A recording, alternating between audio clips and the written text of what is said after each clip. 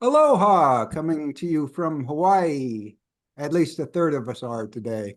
Pod 366, a Weird Movies podcast with, again, returning guest GB Hajim, who's below me, not beneath me, and Giles Edwards is joining again as often as he. Hello. Hello, hi, GB. Aloha, you guys. Aloha. How are you doing? Good? We don't have all that much to talk about this week. Oh, But yeah, but let's start out by asking, do you have any updates for us on your film, Mermaids Lament? Well, we're right now trying to get it into independent theaters across the country. Well, we had a very successful 3-theater run here in Hawaii. Crowds were great. But as an independent filmmaker, it's very hard to get into theaters. Even when you have a lot of support, I had 30, 40 fans in Portland and trying to get me to show it there. And it's hard to get the theater to respond. And also with my past experience in filmmaking, even when you have stars attached, even when you have a big budget, if you're not in the Hollywood system and you get it in a theater, you can't get your poster up because Hollywood's bought all the poster space. So it's very difficult. Like last night, I went to see Miyazaki's new film, and I noticed his poster was not there because it's not one of the big budget blockbuster Hollywood movies. And so even though his theater, Boy and the Heron, his movie Boy and the Heron was playing in the theater, there was no poster at all. And so if you didn't know that it was playing there, you wouldn't know, you know? Yeah. So it's difficult. It's difficult. But what we're planning is probably having a streaming release sometime in March or April. We're just going to keep on plugging away, trying to get it in theaters, and then get it up probably on Amazon for rental at first, and then we'll do the ad-based services later. So you're doing everything yourself in terms of pretty much. That's the way it is as an independent filmmaker. Once we get ready for our online release, I'll probably bring in a PR company again, because we had a PR company when we first had our debut, and they did a great job. They got us some great reviews. It's important to have those kinds of specialists on board. Excellent.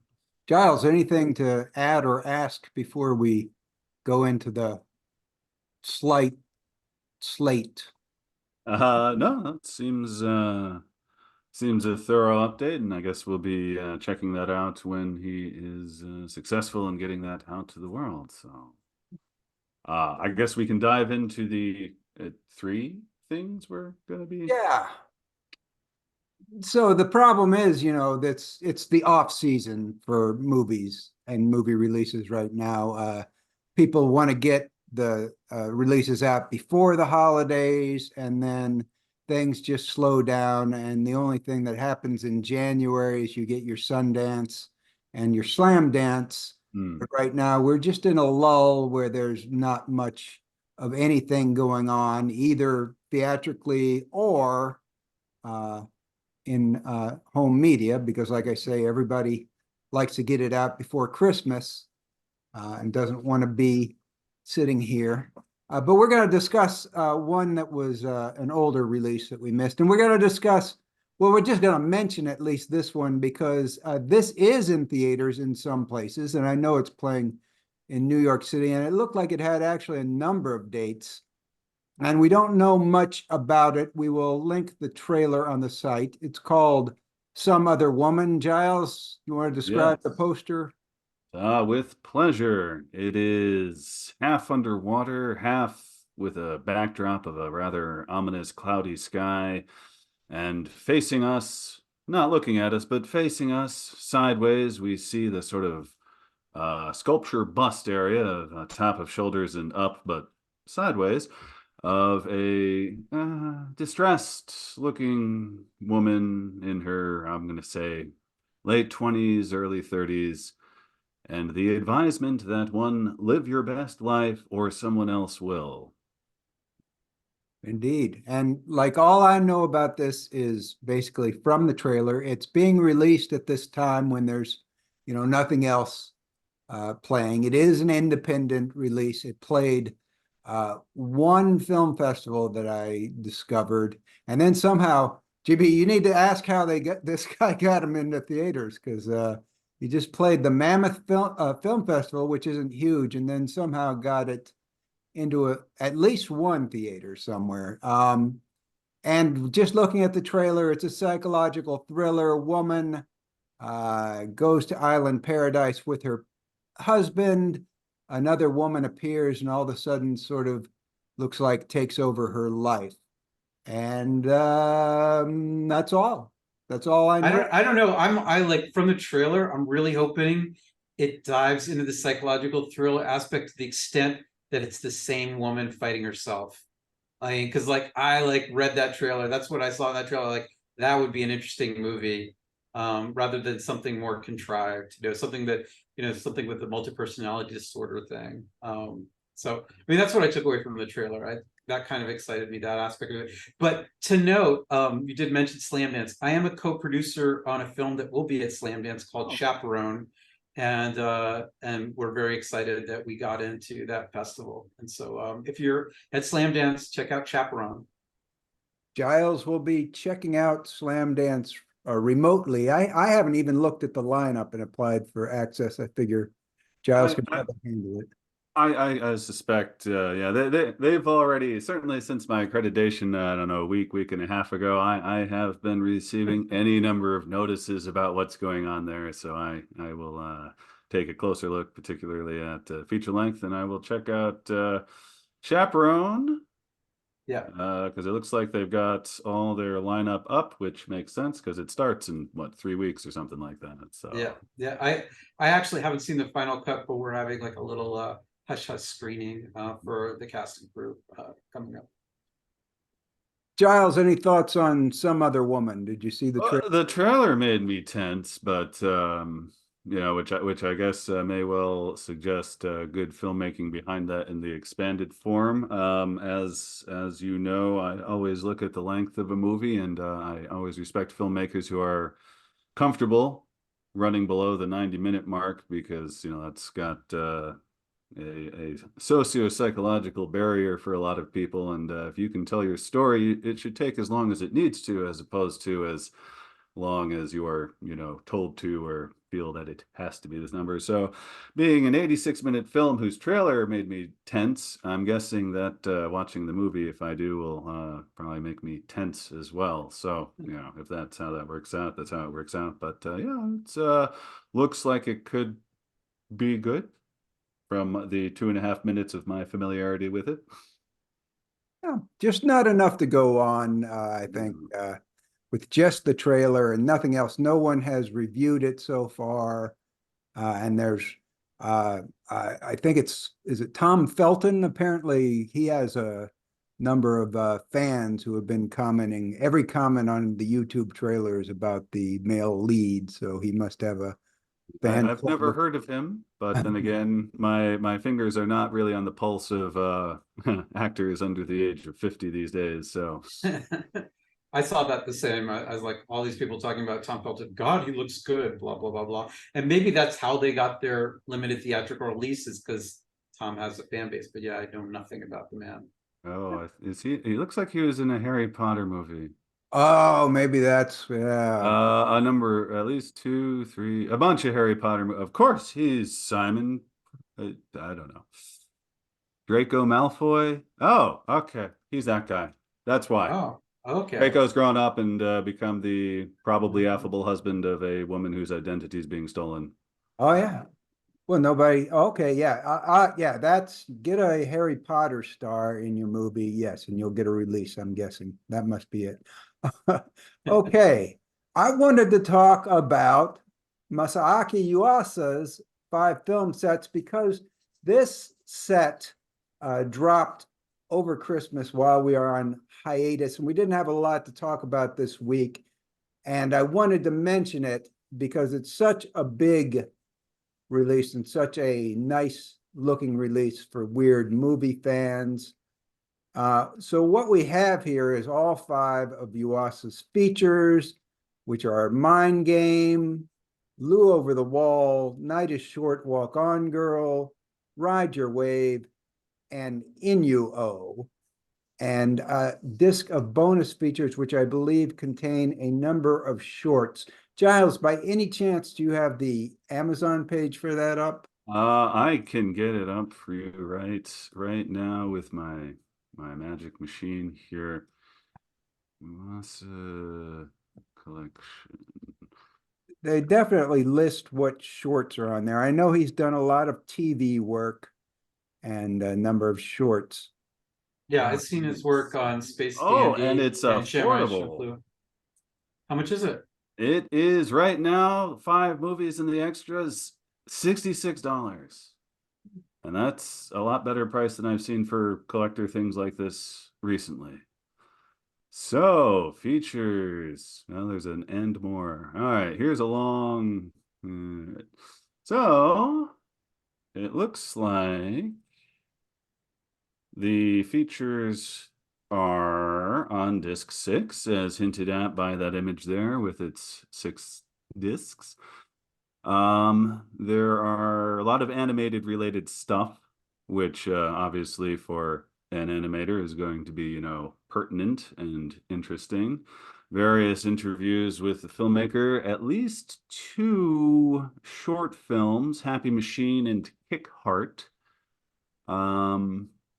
Audio commentary on Lu Over the Wall, Inuo.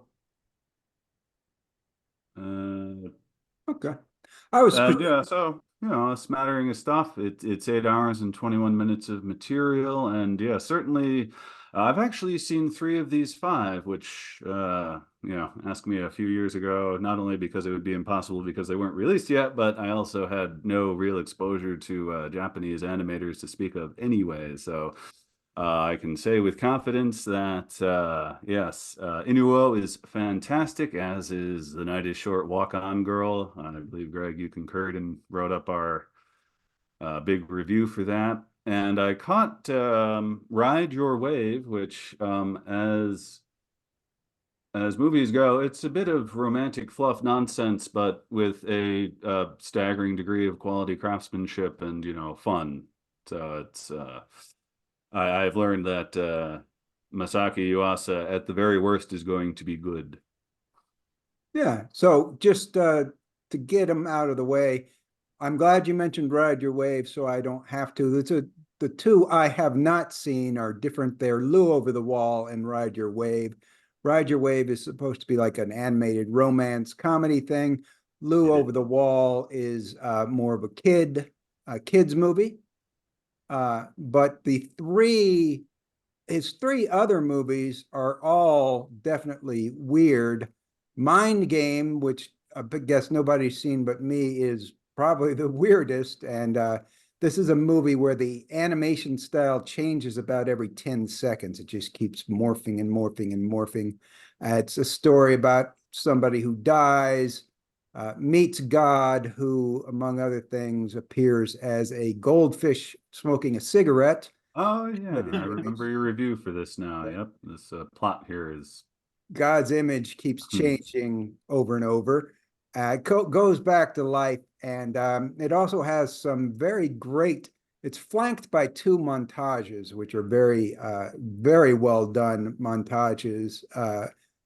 One with a bunch of scenes to come, some scenes that are from the movie, some scenes that are like alternate versions of things that happen in the movie. And then at the end of the movie, the montage plays again in a different way. And now you've seen everything and seen all the characters, and it has a very emotional response. It's just a really well-made debut movie. A little all over the place and confusing for some people. The plot can be teased out with a lot of work. Giles, do you want to describe the other 2 briefly? Night is Short and Inuo. Yeah, sure. Night is Short, Walk On Girl is about the journey of a young woman, night into the next morning, through a slew of very interesting things with various subplots going on. There is the story. I believe this is the one with the story of the that wonderful Japanese character archetype of the upper level student guy who is trying to go a wooing one way or another. He's got a buddy who, in protest to some circumstances, hasn't changed his underpants for any number of years. There's a meeting of older drunken academic types who gather around to I can't remember the name of the linguistic philosophical movement they ascribe to. I haven't seen it since it was at Fantasia a number of years ago. And of course, you know, after everyone's drinking all night, the next morning there's a bit of a hangover, but more so a cold has afflicted the entire city. And she must go and visit the source of this disease and reckon with that. And all the while, there's the wonderful Masaaki Yuasa animation style that is all the movie all gels together image-wise in one style, but that style is very effervescent and mobile. Certainly an animator who is using the medium to the best effect you can hope for, where, you know, not striving for you know, the realistic consistency, or, you know, it's got a childish flair, but it's also got some nice, you know, darker scenarios and some, you know, absurdity. And Inuo, which I have my review here. I know that Rupert Battenberg, who's the animation coordinator guy at Fantasia, was absolutely thrilled that he was able to secure this for the festival that year, which would have been, I think it was the one that right after the COVID lockdown, we were all able to get together, and Rupert had gotten this, and that takes place in the 14th century in Japan, flashing back to the 12th century in Japan, and an important war that went on there, but is about these two musical artists. One of them a blind. Let's see, where's that word? It is not a guitar. It is a no, and NOH is the transliteration. A blind no player who's also something of a traveling priest kind of guy, and a heavily deformed entity that, as the film progresses and they recalibrate the music scene of 14th century Japan, shifts closer and closer to a normal shape. And all through this, there are various wonderful rock and roll set pieces done with these very ancient instruments and done in a narrative style. And it's narrative style of I suppose I should have read up again on about this, but it was an absolute delight to get this on big screen. And it's the kind of thing that, yeah, if you know history, it's going to be probably even better than I thought. But I walked into it knowing absolutely nothing, and the story was very friendly to an ignorant person like myself. So highly recommended. Yeah, it's a very Japanese history heavy. And the instrument they were playing is a biwa, I believe. No is the no, yeah, okay. No is the theater form. I think that's it. Yeah, I see. GB. Yes. There you are. So you had seen some other Yuasa that's not feature film. Do you want to make some comments, or at least what you think of him as an animator, or what from what you've seen? Incredibly creative. I mean, Samurai Champloo, one of the most striking looking animes out there. Space Dandy, working with the famed director of Cowboy Bebop on that one, a wacky, zany, much more typical looking, but still a lot of wacky, zany kind of moments in there. Samurai Champloo, I think, is definitely worth a watch just for the way it looks. And also, I think that it paved the way for my favorite current anime series, Samurai, which I highly, highly recommend. It's not so much on the weird fringe, but incredibly beautiful, amazingly beautiful anime. What was the name again? You got cut off a little bit. Blue Eye Samurai. Like, you should not watch it on your phone. Do not watch it on your laptop. Find a big screen. It is incredible looking. It's American made anime, but beautiful, beautifully done. I would argue you shouldn't watch anything on your phone if it's I'd argue that too. if you can watch it on your phone, it's not worth watching. I actually, sometimes when I'm on the plane, I watch something on the phone, but I end up just sleeping to it, just like letting it play. And it's usually the big Hollywood releases that everybody says I should watch, and I'm just like, okay, I'll put it on. Just sleep through it. However, the main thing we were going to talk about this week, although that was a big release.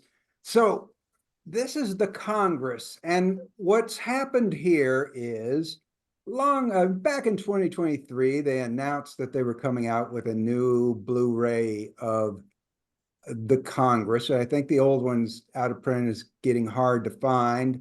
And then it kept getting pushed back and pushed back. And then it was set to be released on around December 31st. I put it on the schedule and nothing. There is nothing there. There's nothing there. We don't have any idea what happened to it. There is a listing on Amazon, but it says out of stock, not available.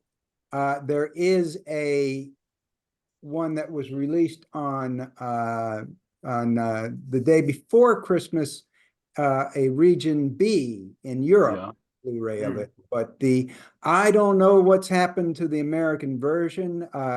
No updates. It just seems to have been forgotten.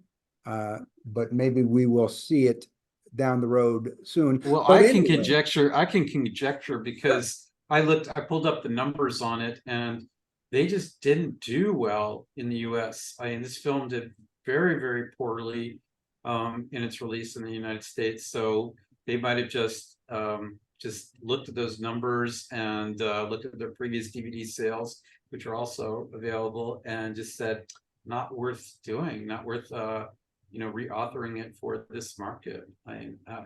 I'd love to posit to your audience is like how many people are still buying DVDs. There is an active DVD market for the big Hollywood releases, and of course genre of horror movies, but outside that, DVD sales have really faltered for the last half a decade. Hopefully that will change, because DVDs are like the lifeblood for independent filmmakers. Yeah, it's probably biased by the kind of feed I have, being a film reviewer who's friends with a bunch of other film people on social media. But yeah, I am also hopeful that physical media will not disappear. Frankly, with streaming, I'm kind of happy enough, because if that means wider availability, I'm all about that for any given movie. But yes, with the tendency to have things randomly disappear, not just in physical media release, but also any given streaming service, you're only kind of borrowing for, an unpromised amount of time, access to this, that, or the other, especially movies that are not the property of whatever the streaming service is. So yeah, hopefully. Yeah, and some films have completely disappeared, that you just can't get them anymore. My favorite film is Bliss by Ray Lawrence, eight Australian Academy Award winner, and the only way you can get it is if you live in Australia. You can get it rented from the Film Society there. That's the only way to get the movie currently, and so it's sad, like when you have such fantastic films that you can't even get anymore. Yeah, I think the market now is, I think that big Hollywood films will always sell well. The other part of the market is really specialty collectors, like the Criterion Collection, the Arrow box sets, and they're for collectors. Kino Lormer. Yeah.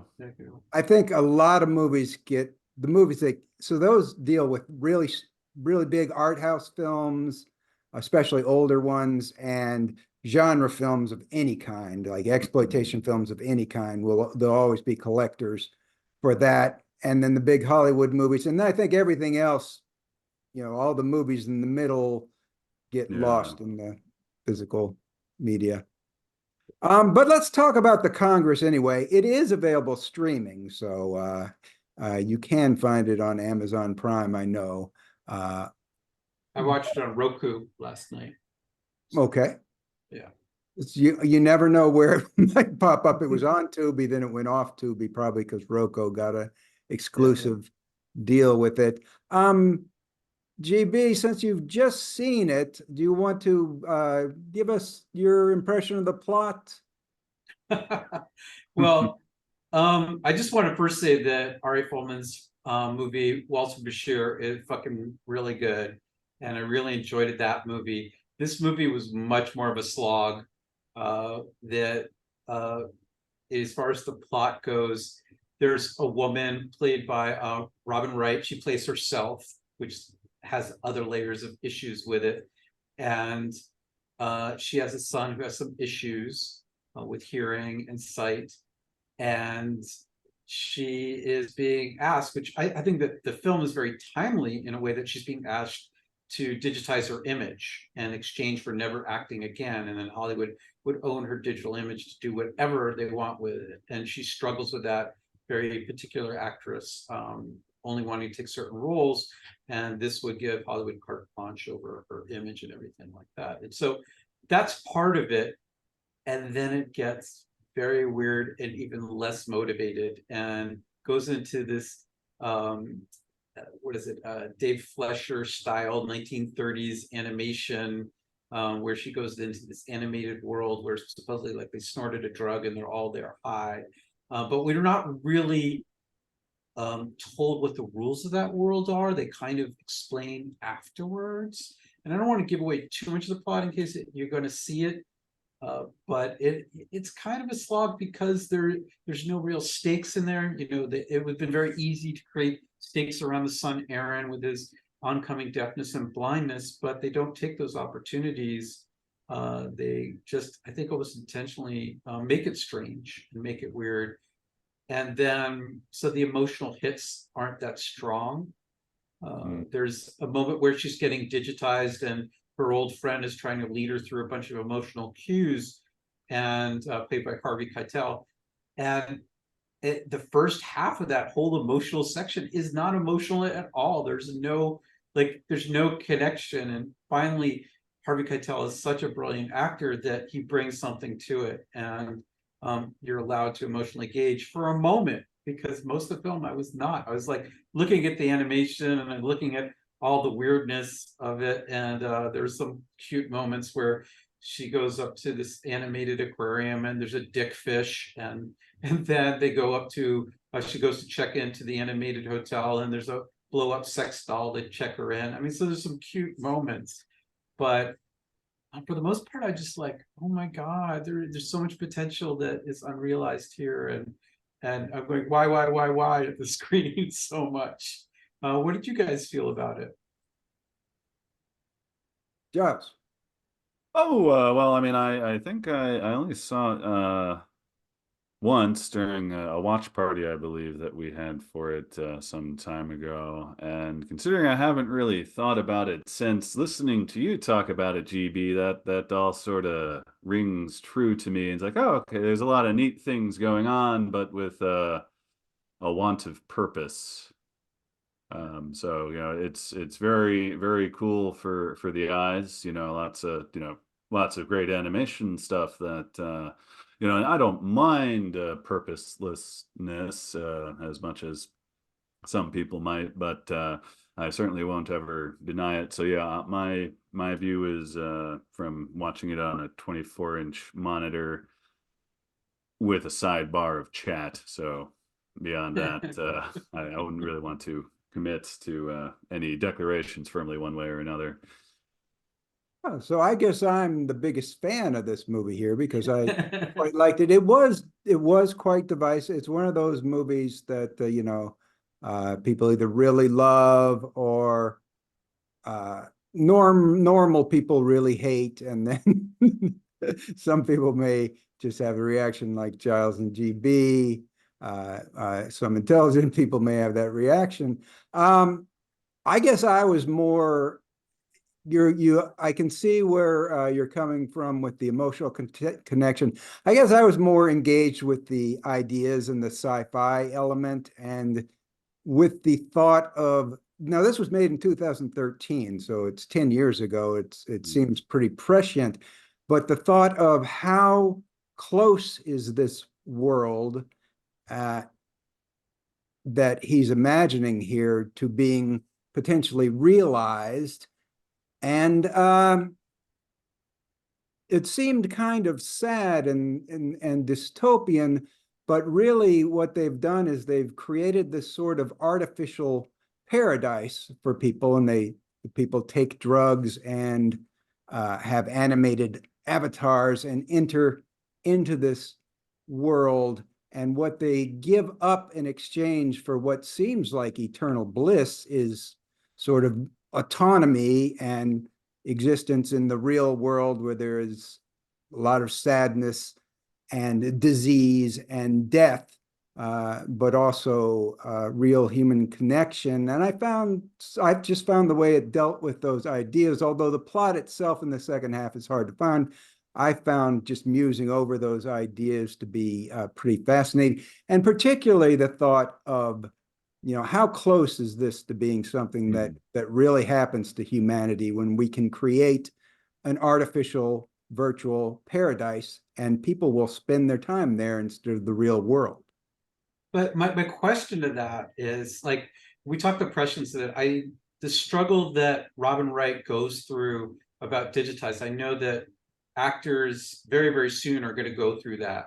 We just had to renegotiate with SAG, so we've kicked it down for another 5 or 10 years, but they're going to go through that thing where studios come with a big check and say, hey, we want to use you for all these projects. We know you're not available for so many of them. Let us digitize it. And so they'll go through that very real emotional struggle. But to choose a 1930s Dave Fleischer style, like Minnie the Moocher kind of animated style for the alternate world, just seems like that's not what's going to happen. It's not going to look like that in any way, shape, or form.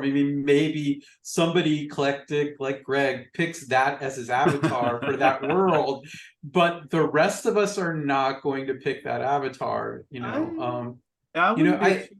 I think that I'm sorry, like as terrible as Ready Player One was, I think that their imagery of this world that we might end up in, where everybody has like a kind of different style avatar from different kinds of CG elements and some other kind of animated elements, I think that's going to be more the hodgepodge, but it'll definitely be predominantly CG looking rather than like this old style animation. So sorry to cut you off. Oh, no, I almost cut you off, so no, I apologize there.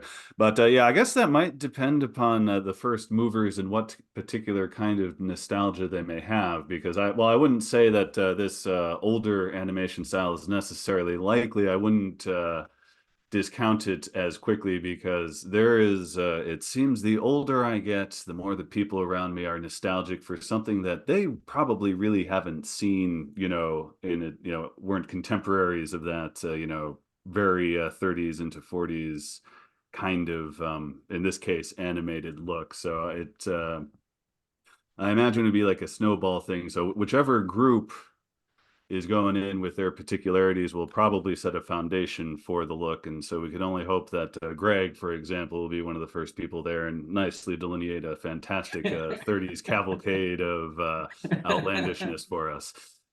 Well, I'll give you a little bit of credibility to that whole nostalgia thing, because I just finished watching Scavenger Rain, and I recommend it if you like weird looking animation kind of thing.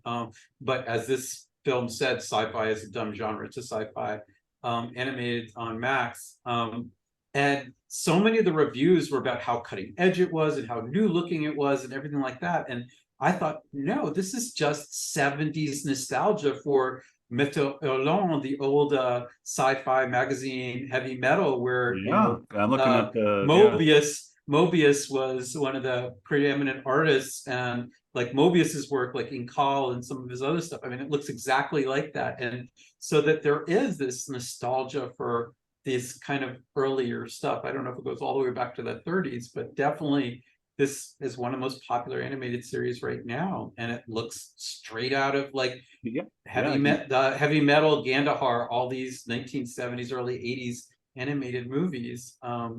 So yeah, I definitely see that is a possibility, that there could be a huge nostalgia push.